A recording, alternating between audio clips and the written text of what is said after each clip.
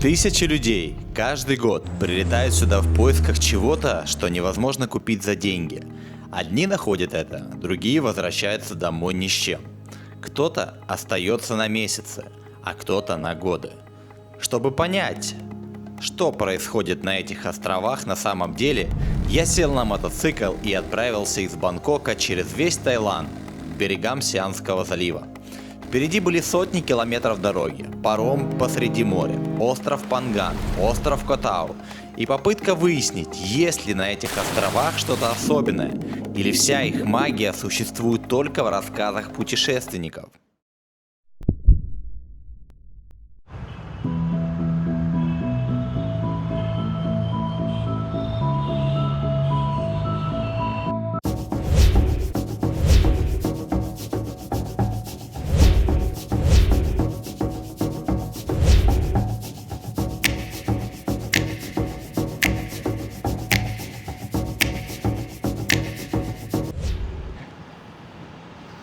Ну что, друзья, я и моя новая девочка Изабель, мы готовы к путешествию.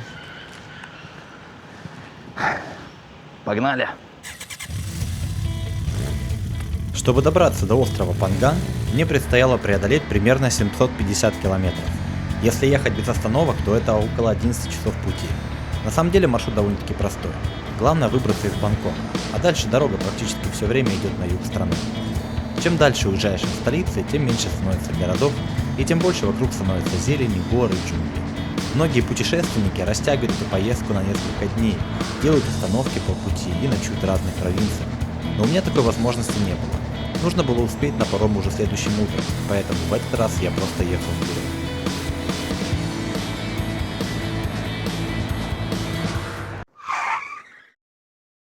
Это какая-то аномальная жара, мой задний тормоз перегрелся полностью. Так, не, сейчас уже есть. До того, по ходу дела, когда ехал, он пропал. 37 градусов жара. У меня телефон даже уходил в режим, когда нельзя им пользоваться. Он пишет, что телефон перегретый. Дайте ему охладиться. Жесть, я такого давно в Таиланде не видел, такой жары. Какая-то прям аномалия. Мое приключение на Панган началось через одно место, можно так сказать. Я вчера только приехал с Чангмая и не успевал ничего собрать, поэтому собирался очень быстро. Вот. И выехал поздно. У меня перегрелись сегодня тормоза. Задние, они просто перестали работать. И когда я подъехал, получается, вот на это место, я потерял ключ от байка. Мне его таец принес, говорит: братан, ты ключ потерял. Вот. Блин, повезло, а там у меня техника в байке. Ну, чтобы вы понимали, это Таиланд, такие люди добрые. Но я знаю, почему это. Потому что со мной сила. Да.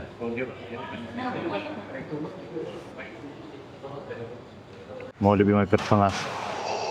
Люк, я твой отец. По дороге я проезжал через город Хуахин. Я называю его город пенсионеров, потому что здесь чаще всего мне встречались европейцы пожилого возраста, которые решили сменить холодную зиму на теплый тайский климат. Вот рядом со мной проезжает старая иномарка. Настоящий раритет, за рулем которой сидела пожилая европейская пара. Вообще, что мне нравится в Таиланде, так это отношение людей к мотоциклам. Практически к каждой поездке кто-нибудь обязательно поднимает большой палец вверх, улыбнется, посигналит или просто покажет жест уважения. И это очень заряжает.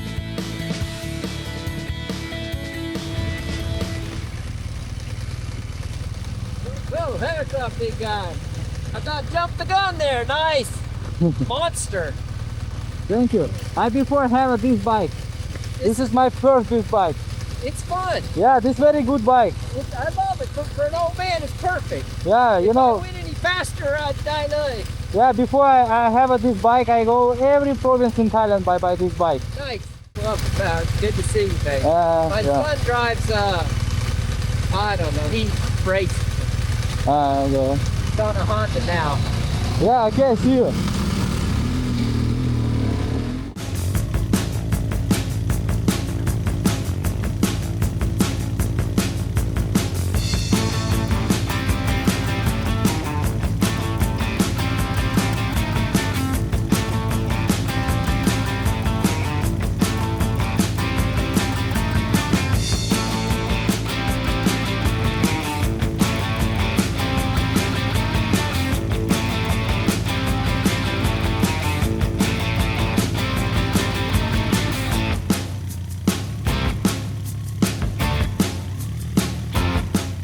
Итого 11 часов я в дороге.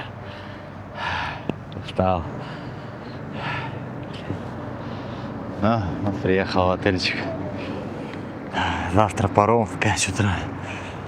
А мне еще до парома пару часов ехать. Короче.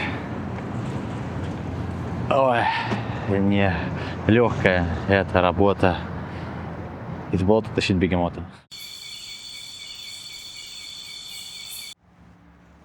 Так, на часах 2 часа утра. А это значит, что нужно ехать. Потому что паром у меня в 5. И у меня как раз таки 3 часа, чтобы добраться. В 5:30. У меня 3 часа есть, чтобы добраться до парома.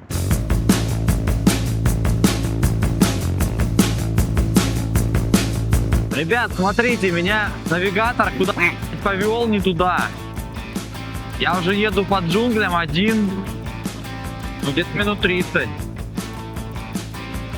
Вот. Прикольно. Прикольно. Хорошо, что дорога есть. Блин, офигенное такое состояние, как по Кастанеде. Типа, а в ночи, говорит, вообще все по-другому.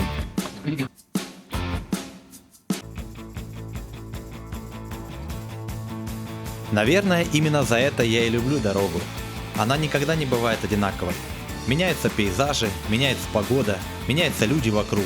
А вместе с этим незаметно меняешься и ты. Именно поэтому я редко морально устаю. И в какой-то момент ловлю себя на мысли, что уже не так важно, куда именно я еду. Потому что от самой дороги я искренне начинаю кайфовать.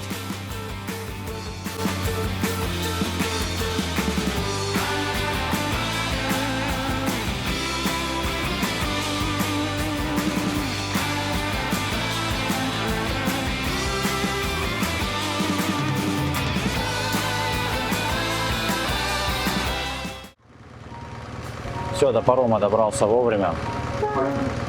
Сутки ехал.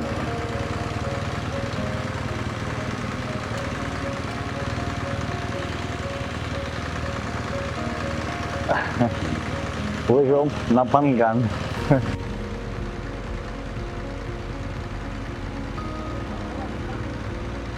Вот так происходит процесс загрузки. А это я. Довольно, что добрался.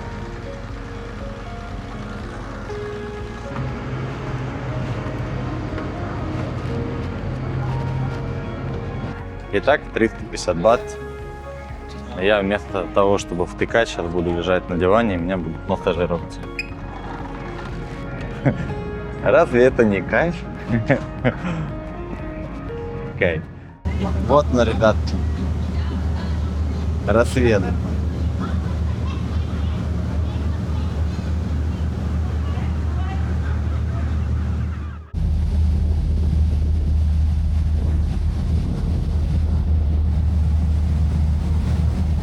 Могу, кстати, найти нос корабля. Нет туда прохода. Вот у нас машины стоят. Там в самом конце моя девочка.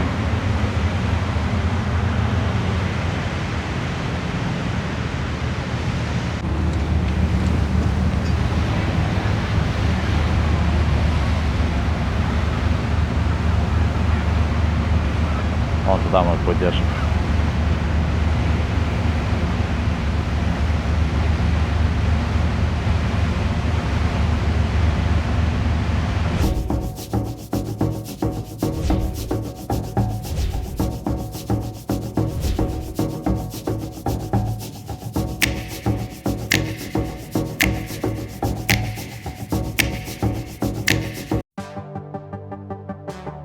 Наконец-таки я добрался до Пангана, и первым делом хочу показать вам свои самые любимые места на этом острове.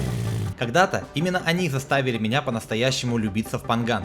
С тех пор каждый мой приезд начинается именно отсюда. Наверное, кто-то сейчас скажет, что я преувеличиваю, но я действительно считаю, что этот остров особенный. В нем есть какая-то атмосфера, которую очень сложно описать словами. Я даже сказал бы, что Панган для меня это магический остров. Именно поэтому мне так хочется показать его вам не глазами туриста, а таким, каким вижу его я.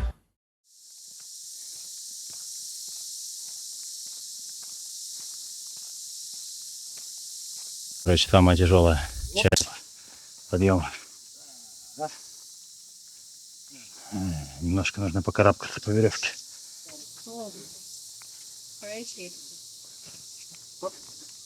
Sorry?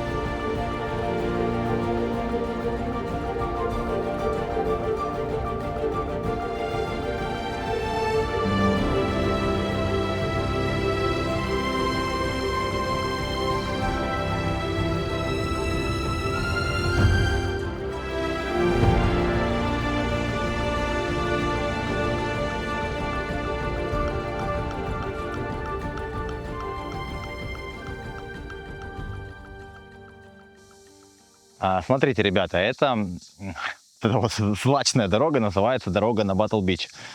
Мой любимый пляж, с которым меня много что ассоциирует в жизни, можно так сказать. Этот пляж называется Батл-Бич. Именно здесь, в 2018 году, я впервые оказался в Таиланде. Можно сказать, что именно с этого места началось мое знакомство с этой страной.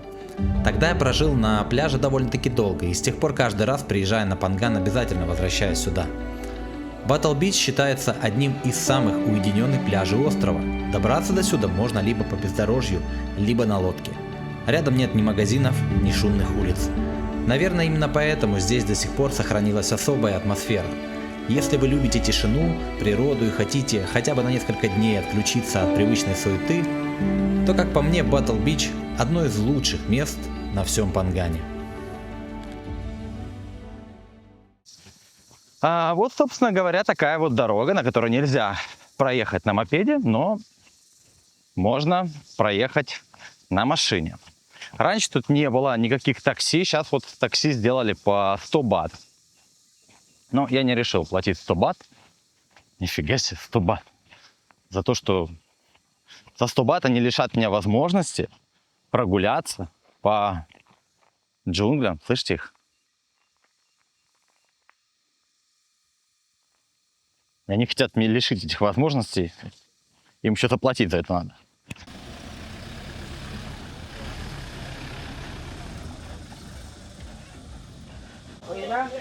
Короче, сейчас на пляже только одно заведение работает, остальные на реконструкции. И к пляжу организована такая вот машина. Ну, обратно я поеду на машине, конечно, падаю идти пешком в такой жаре.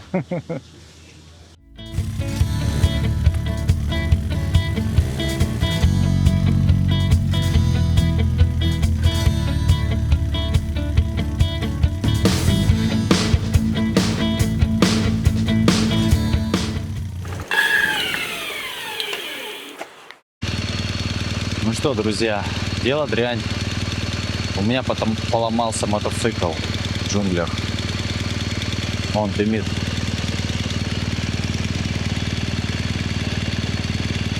Охренеть. Видели?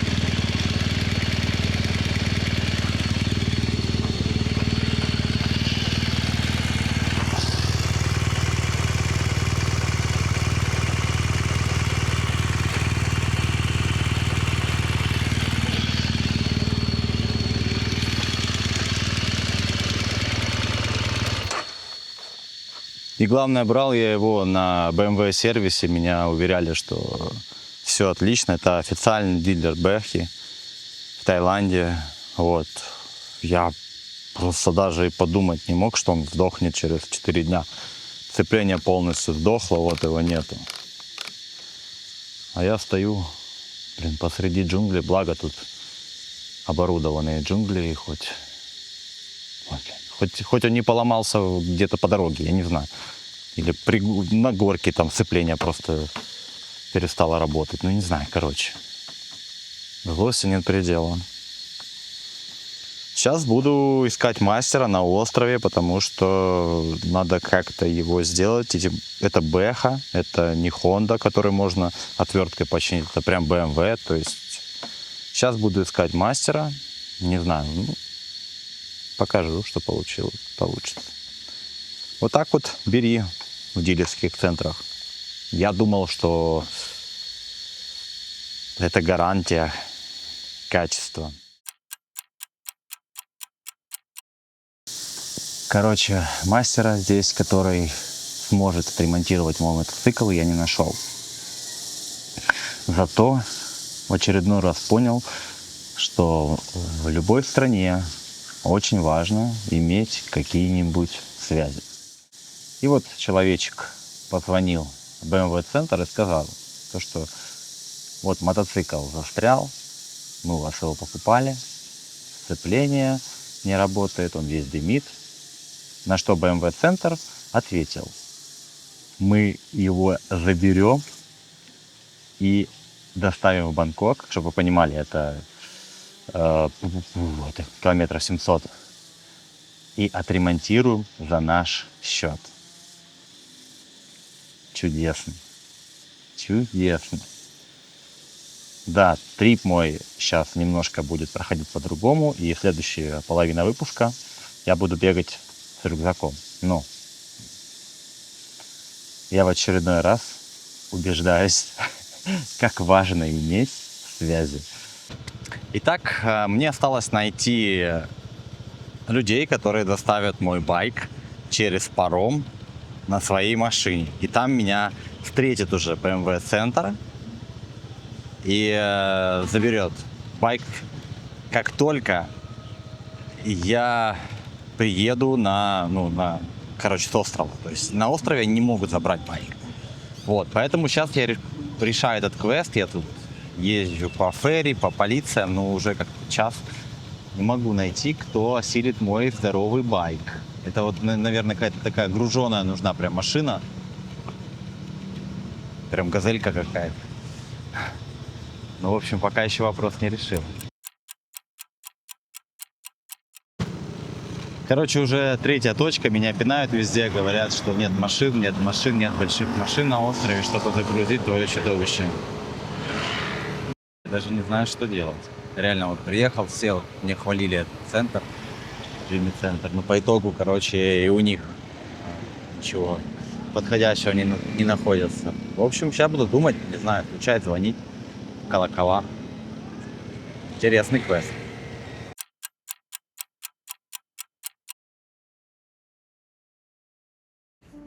Как вы уже поняли, моей главной задачей было доставить мотоцикл на материк. Там его должен был забрать официальный BMW сервис и отправить в Бангкок. Но возникла одна проблема. На Пангане оказалось не так просто найти машину, в которой поместилось бы мое чудовище. Самое интересное произошло уже после. К сожалению, этот момент я не успел снять на камеру. Когда мы уже погрузили мотоцикл, грузовик неожиданно покатился назад. Оказалось, что он сорвался с ручника. Времени думать было мало. Я просто изо всех сил уперся в машину, не дав ей разогнаться. К счастью, все обошлось, иначе эта история могла бы иметь другой характер. Фу. Спустя час затолкали его наружу. Все, малышка едет домой лечиться, а я поеду дальше путешествовать.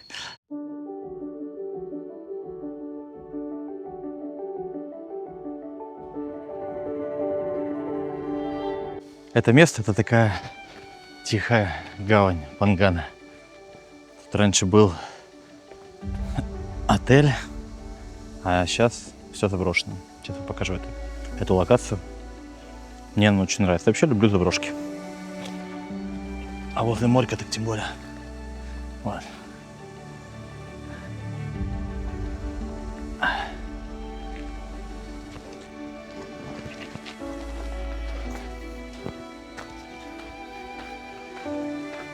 в местных группах читал в комментариях, что тут даже останавливается с ночевочкой. Сейчас пойдем посмотрим эту локацию. Похоже на заброшенный пансионат где-то под Евпаторией. Только пальм нету.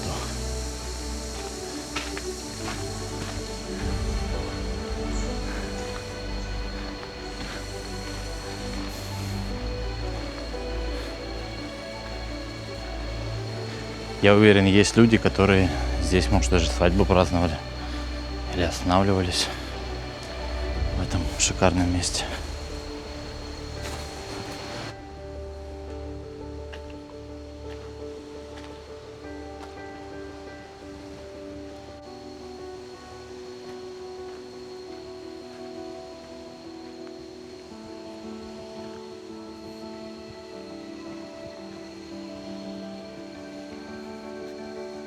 Это вот бабушка тут живет вместе с дедушкой. Ну, они тут и моются, и переодеваются, и вон кокосы продают по 70 бат. То есть такие самозахваты. Захватили территорию и живут себе. Класс же. Страна свободы. Давайте на минуту остановим повествование, чтобы вы могли проникнуться атмосферой этого места.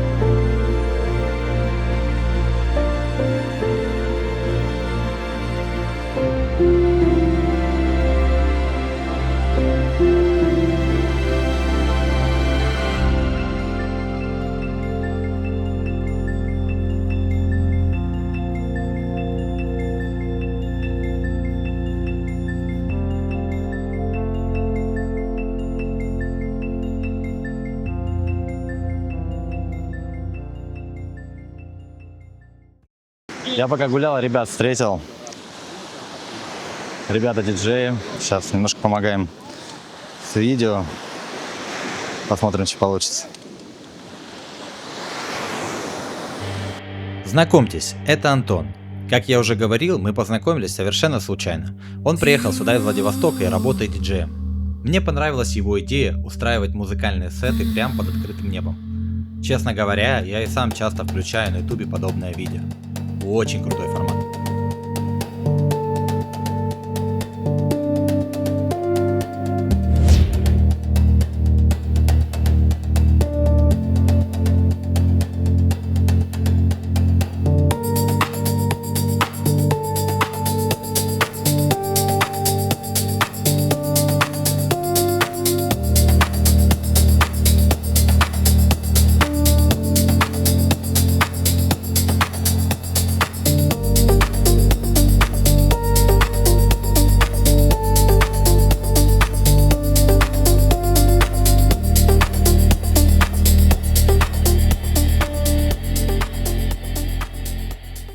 Короче, подошла охрана.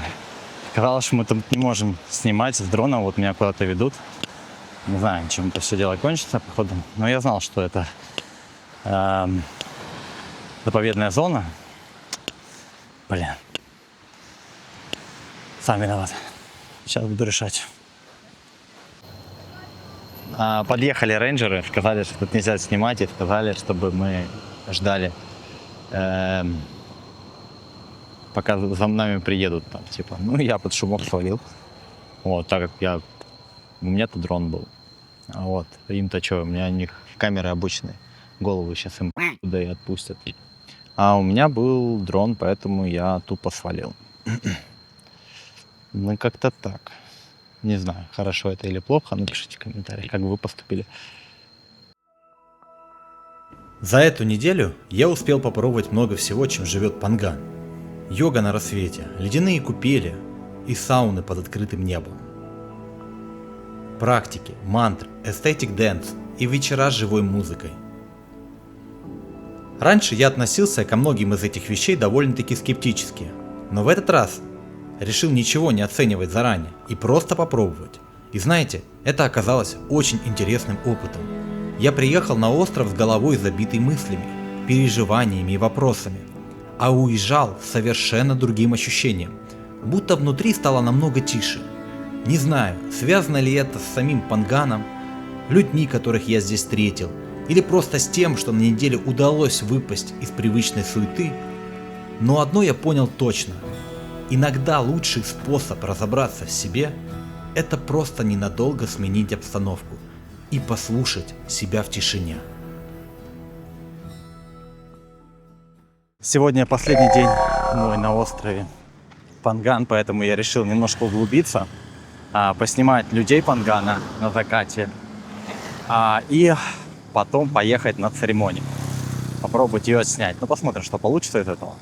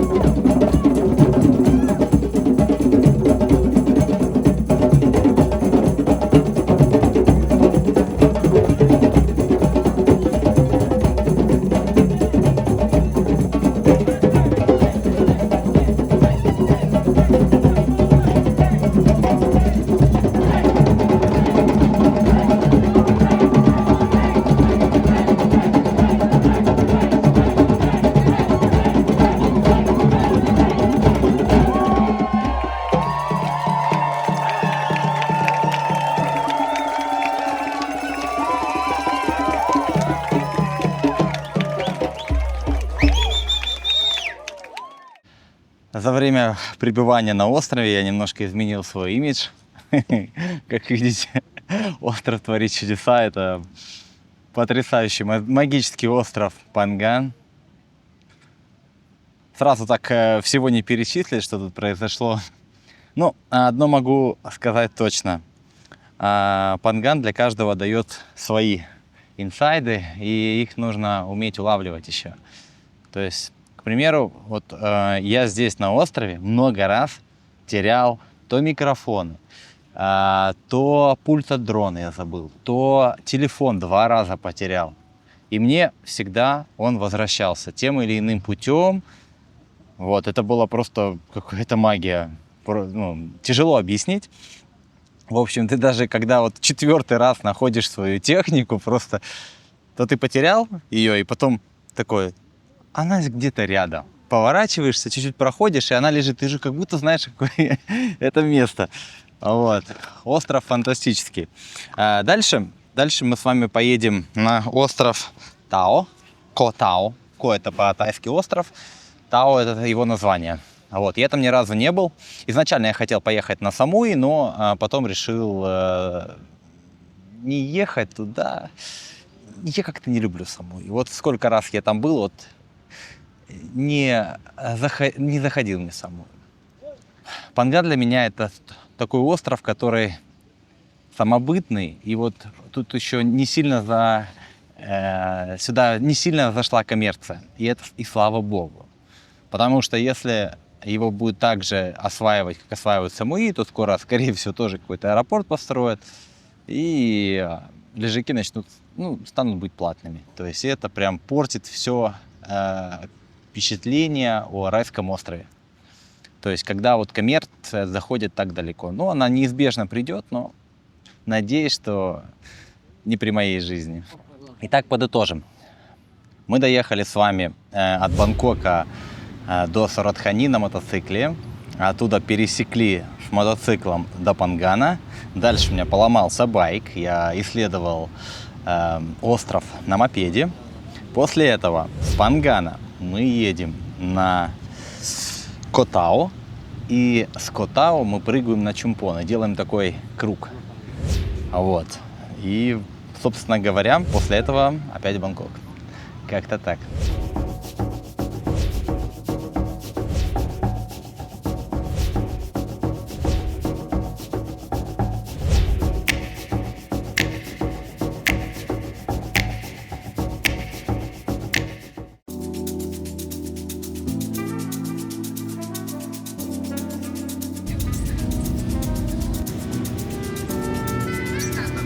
Все, прощай, Панган.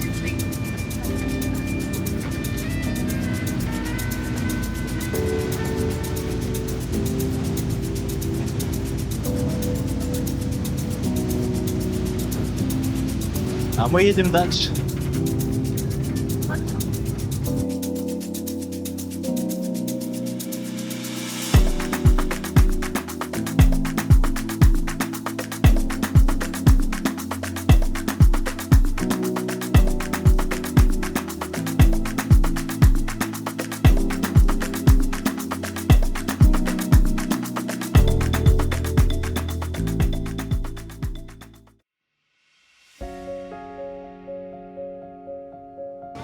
Со старта остров напоминает Пхипхи. Но тут как будто он побольше.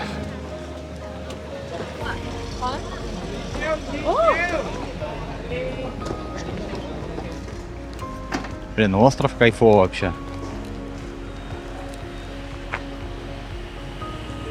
Я еще не арендовал байк, не заселился в отель.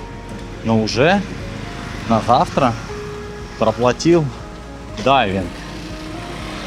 Потому что мне показалось, что слишком много дайвинга на этом острове. Вон, смотрите, дайвинг. Вон, дайвинг. Там вот 2-3 ряда тоже дайвинга. И мне кажется, что тут очень красиво. Что-то мне подсказывает какая-то чуйка, учитывая, сколько тут дайвинга. Как-то так. Так что завтра поедем с вами смотреть подводный мир. Так, все, я снял себе мопед, купил билет обратно прямо до Бангкока с этого острова. Оказывается, есть билеты. Вот, так что погнали изучать остров. Я в очередной раз убеждаюсь, что в каждом человеке, даже во взрослом, как я, живет ребенок. Когда я арендовал мопед, мне эта хозяйка, она такая говорит, мол, главное не едь на Манго-Бэй, там типа дороги нет. Что вы думаете? Что первое пришло в мою голову? Маршрут построен, так что мы с вами поедем смотреть первым делом Манго-Бэй. О, good. Look good. Yeah, okay, thank you. Так, вот так выглядит турист из Капангана. Ой, класс.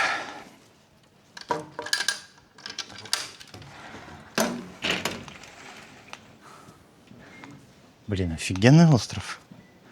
Чего я тут раньше не был?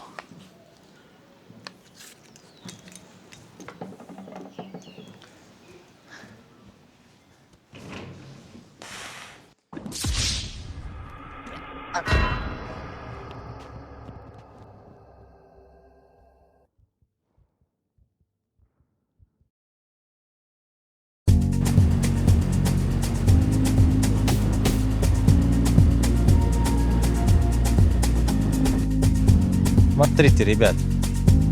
Эскобар. Джангл Пати. Вот понимаете, насколько Эскобар был крутым чуваком? Что его где-то в Таиланде, я вот знаю уже, наверное, 4 заведения в Таиланде, которые называются Эскобар. А может быть, кстати, созвучно слово бар. Не думал об этом. Правда. Эско и бар.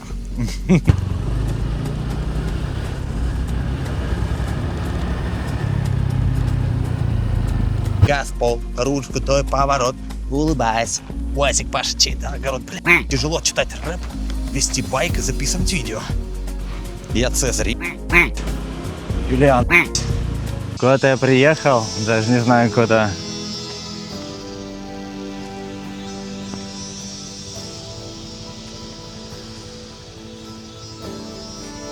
Что понял? Вот это вот локация больших камней. Тут так и написано Big Rock Sunset.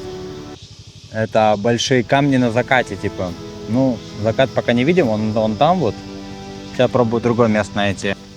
Так, вот у нас ступеньки сделаны. How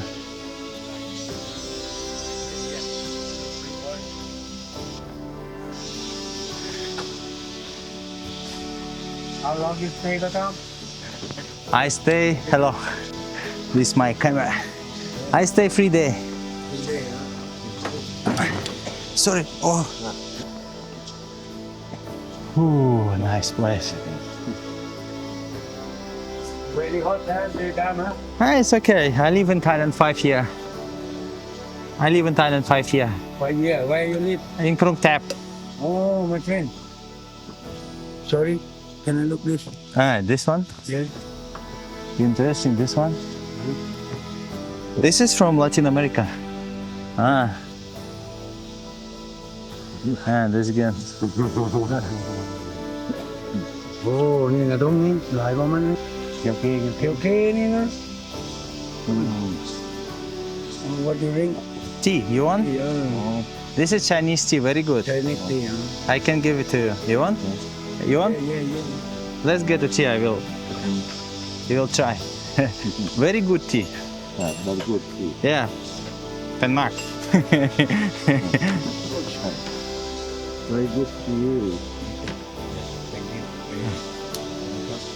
ครับ Oh, Jaramina. this one. Yeah, also. Yeah, Okay. man. So big. Yeah. This is very strong tea. Tôi mua kéo rồi. Có là mai nhiều đúng không? Hả? Mai đâu? Yeah. Fine with it. When you go down. Yeah. I will. Yeah, sure. Thank you. Okay. Bye. Ка.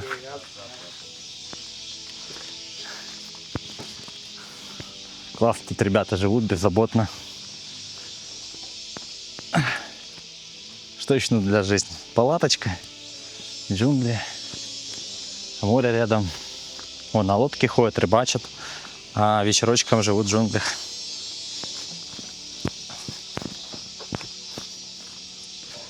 Класс. Обожаю взаимодействие с культурой, когда она очень глубокая. Так вот глубоко в джунглях, случайно их нашел. На самом деле я в тупик попал. Видите, там дальше нет дороги. Я просто в тупик попал и вот пообщался с ребятами.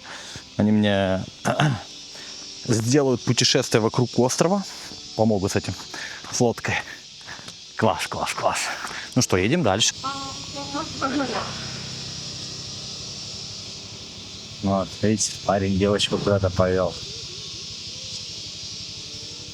Куда ты ее повел? Смотреть закат? Ай, знаю мы. Все это проходили. Так, ребятки, ну я приехал. Точка называется самая лучшая смотровая. Вот так называется. The Best View. Koh Tao. Стоит 100 бат. Давайте посмотрим, как выглядит самая лучшая смотровая.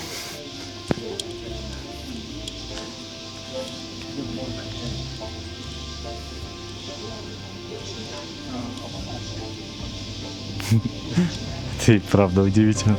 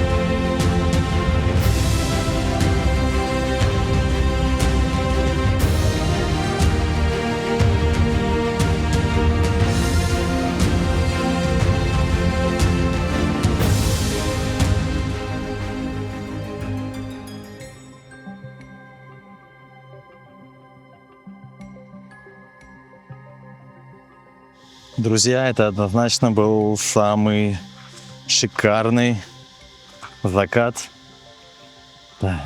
Блин, ну это несравнимый закат. Были, конечно, и вчера был классно. Этот прям вообще нереально крутой. Вот, сейчас буду выбираться из ночных джунглей. Да, и завтра дайвить.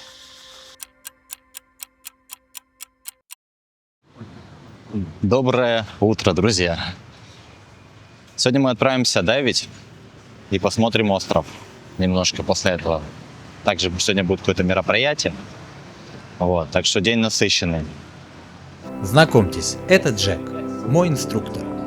Перед каждым погружением он обязательно проводит подробный инструктаж, особенно если у человека еще нет сертификата дайвера. Для меня это было уже 3-е погружение, поэтому я примерно понимал, чего ожидать под водой. Но даже несмотря на небольшой опыт, рядом с Джеком чувствуешь себя спокойно. Сразу видно, что он действительно любит свое дело. И, наверное, именно такие люди делают первое погружение не страшным, а по-настоящему запоминающимся. Go up, yes? So we're gonna come up. Yeah. Okay? Once those 3 skills are done, we can then use the rest of the time to go scuba diving. Okay. Nice? Very good.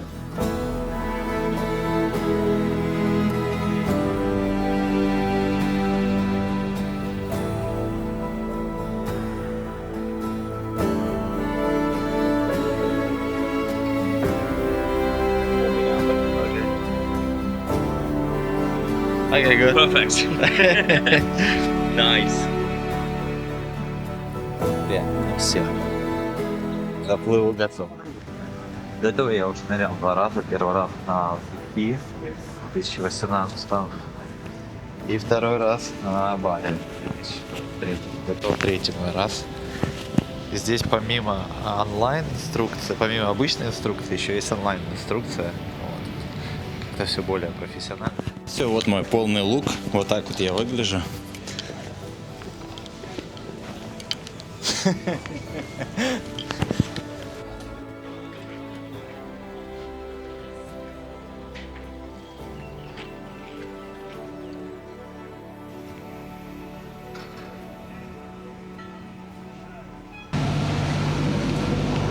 Смотрите, сколько тут баллонов.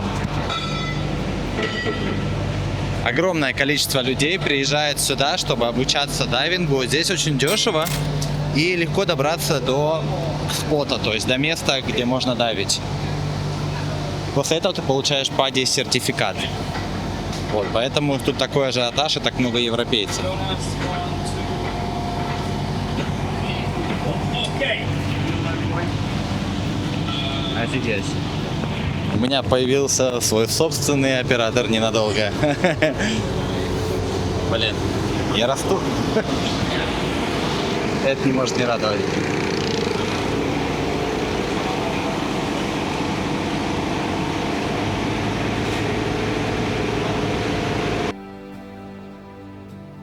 Перед погружением вся группа собирается на корабле. Всего нас около 20 человек.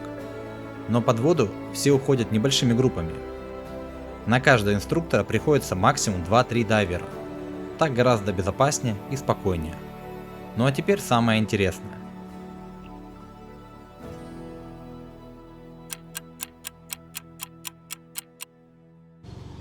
Ну что, ребят, пока эмоции не утихли, я вам скажу, это было просто фантастически. Мы нырнули на 12 метров глубины и просто плавали со всякими рыбами в кораллах, вообще офигеть. Нас там было человек 20 в общей сложности. Все это тут классно организовано, вообще просто нереально. Так, короче, что я объясняю вот это на эмоциях, лучше смотрите видео.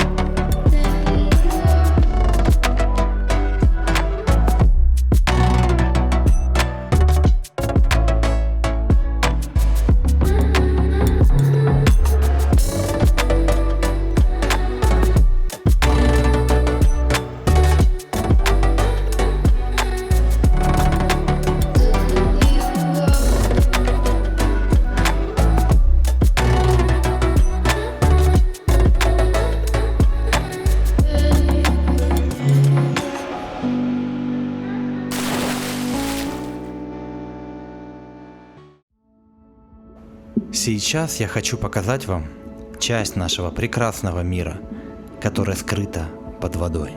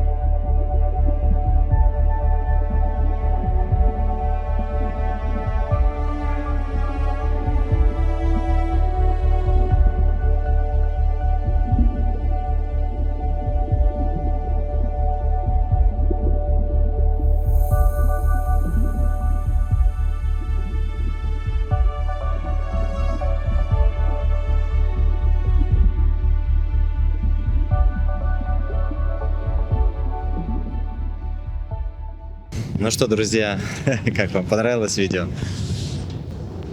Этот день подходит к концу.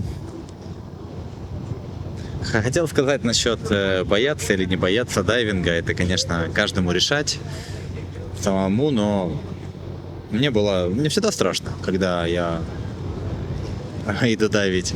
Но в какой-то момент я понимаю, что да пошел этот страх. Я хочу посмотреть, что там. Любопытство, оно сильнее страха. И любовь к красоте, она намного сильнее от этого страха, надуманности. Так что, если вы еще задумываетесь насчет того, дайвить или нет, я вам советую дайвить. Так как в жизни нужно попробовать все. Включая дайвинг. Это кайф, ребята, кайф. Вот и подошло к концу еще одно мое путешествие. За эту неделю я проехал сотни километров, пересек море, побывал на 2 удивительных островах, попробовал то, чего раньше никогда не делал, встретил интересных людей и еще раз убедился в одной простой истине. Самые ценные вещи в нашей жизни невозможно купить.